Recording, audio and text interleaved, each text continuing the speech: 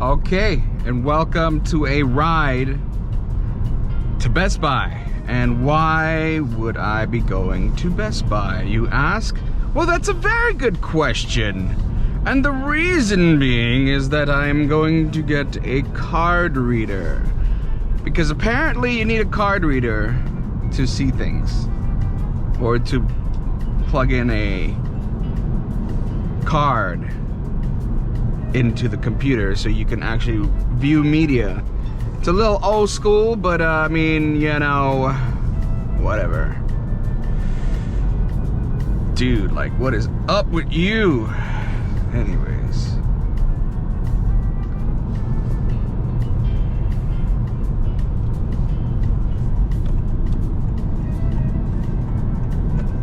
Yeah, so far this car has been very enjoyable.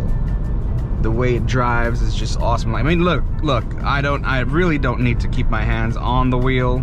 It's literally keeping me in the lane, but you know, you gotta nudge it just to wake it up, let it know that you're paying attention, but it's literally doing everything. The engine idle feature that keeps cutting off on me, the engine, every time. So you can actually control it a little bit, which is good. And it's something that I discovered, I guess.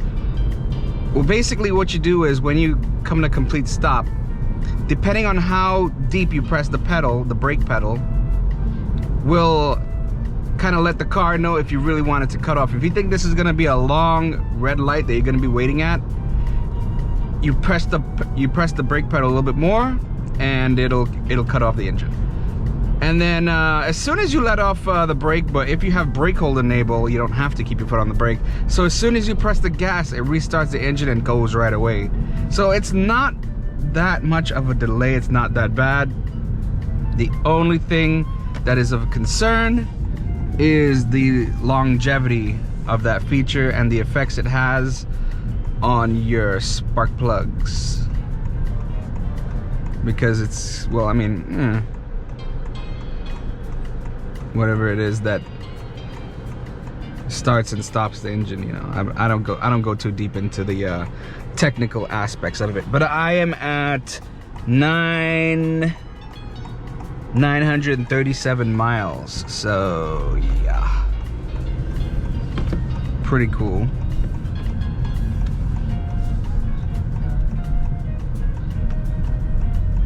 I'm just almost at 1,000, and I believe I've only had this car for 2.5 to 3 weeks. So I'm averaging, say, maybe like 1,200 to 1,300 miles a month, maybe. But that's only because I drove a little far to get this. So yeah. Alright, so look, it's well, my climate is also, that's also a factor that will adjust, that will tell the car basically if you want it to go engine idle or not. So if it was really hot in the car, so I have it on like high or super low AC.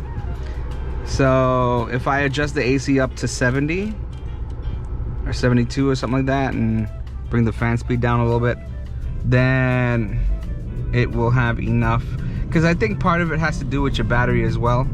Oh, look at this fool. Anyways, part of it has to do with your battery. So the way it works is basically it'll drain your battery. I don't know what it does. It's its own system, but I think it has to do with that, because it's like, oh, your AC is too high, or the car's not warmed up enough, so it won't go to auto engine idle like immediately.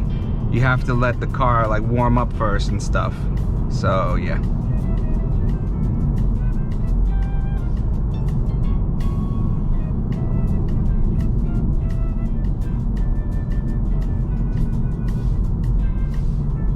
But yeah, driving is so easy with this car. It's like so simple. And the Bose audio system is like the greatest thing ever.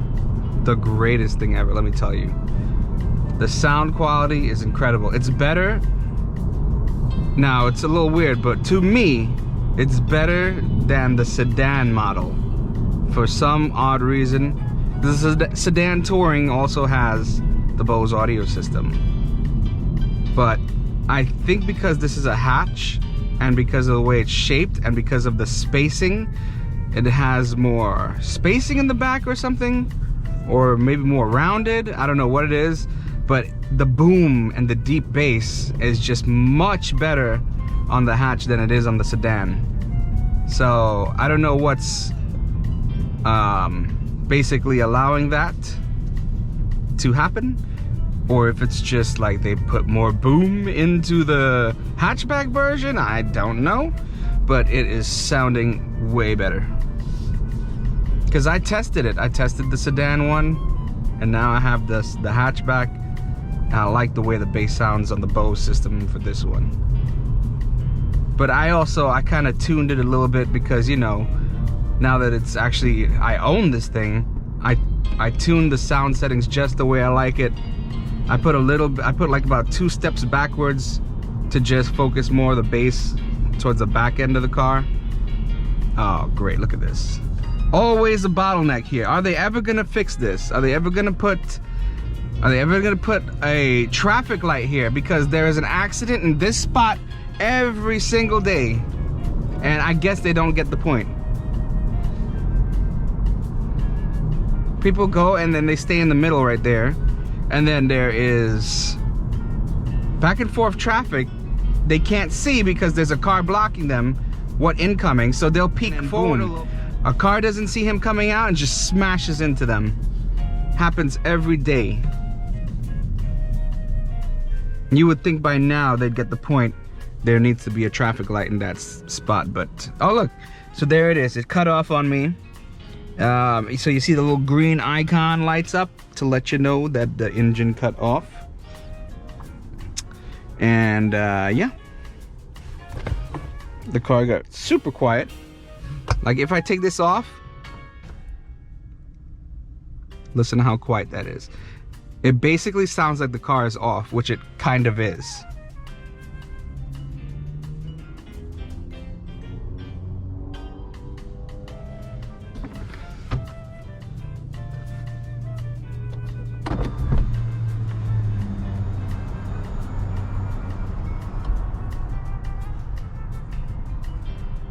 Let's open up the sunroof, see what's good.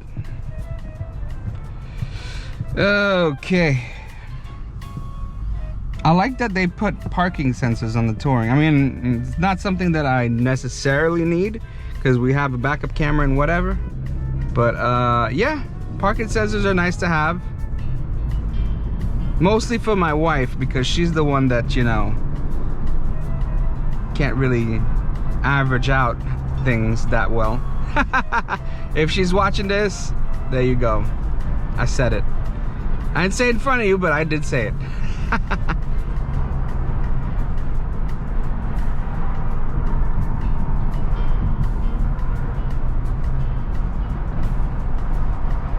think I'll tilt it up a little bit better there. Now let's get you back on.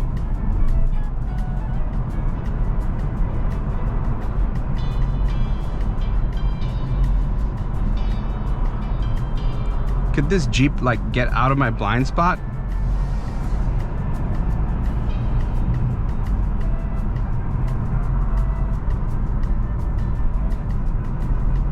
Yeah, he's driving so slow too. Yeah, whatever.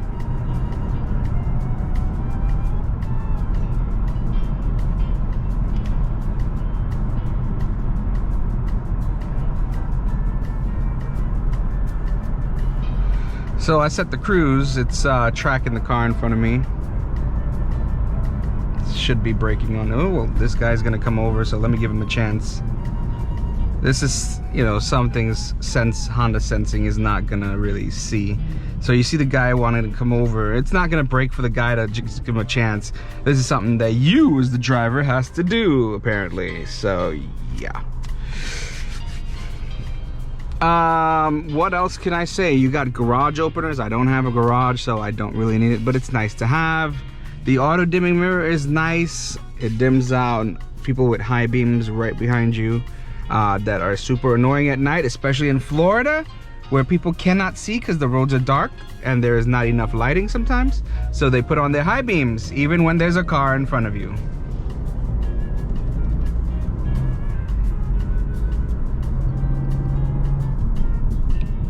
Let's put it in see if we can hear how the engine sounds and put it in sport mode.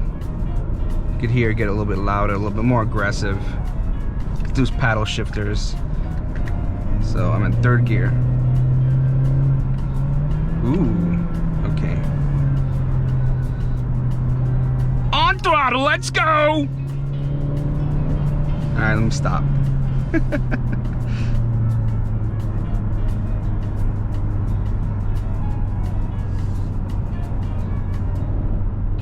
Ooh, it's just like keeping those revs nice and high for me.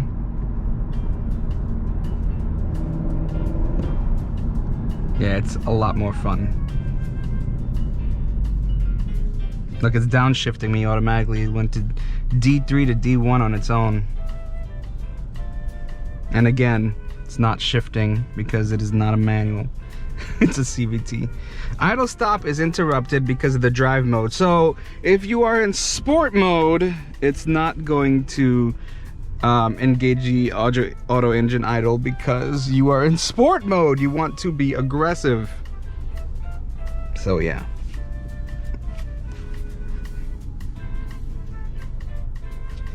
Let's see, I really didn't go through all of this, but there's Bluetooth, USB, Sirius XM. I should be listening to Sirius XM right now. Reason being is because the they have the 24/7 Christmas music. Yeah, and that bass is gonna sound so good with that Nat King Cole business going on there. So yeah, it's gonna be good. We got smart shortcuts. So it's basically suggestions that will come over time based on what you like to look at. So see, it brings up my most recently played Sirius XM stuff. Navigation. So the navigation on here is a little bit, it seems outdated to me just because of the top-down view. But I mean, let's see if we set a direction, see what's going on here.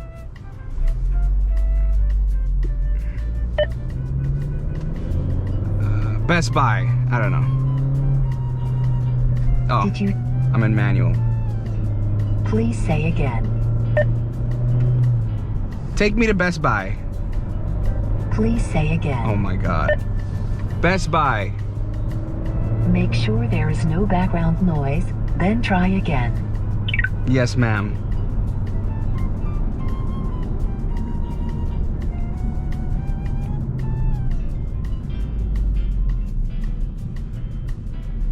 All right, let's see here. Go home. No. Okay. All right, right here we're gonna go best. There it is. Oh, well, no! I just had it. Oh, what'd I do? Okay, I pushed something. All right, come on, hurry up. Best. Here it is. Best Buy. Go. At the next traffic light, continue Oh, you know what? onto West Osceola Parkway, then use any lane and keep right. I just realized I never really used this. So it when you actually set it, it brings down the view, so it doesn't look like it's from 1996. Did we even have? We didn't even have GPS in 1996. We were still grabbing a map from back here.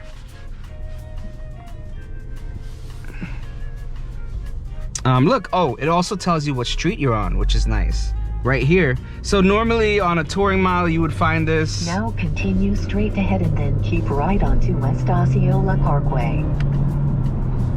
You would find that now keep right. On the touring model of the Accord. You'd see it on the heads-up display. After a quarter of a mile, make a U-turn. Yes, ma'am.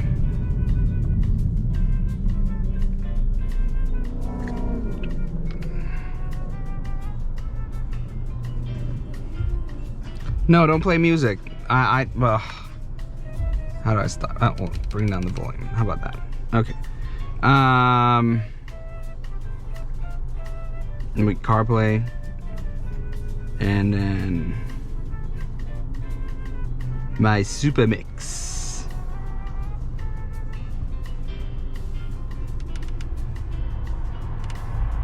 It doesn't play, so whatever. I have to stop this. Goodbye. Back to this. No, back to this. As you can see, the screen is very, very responsive, which is nice. So it's back to the high top-down view. Let me see, as I drive, let's see what happens.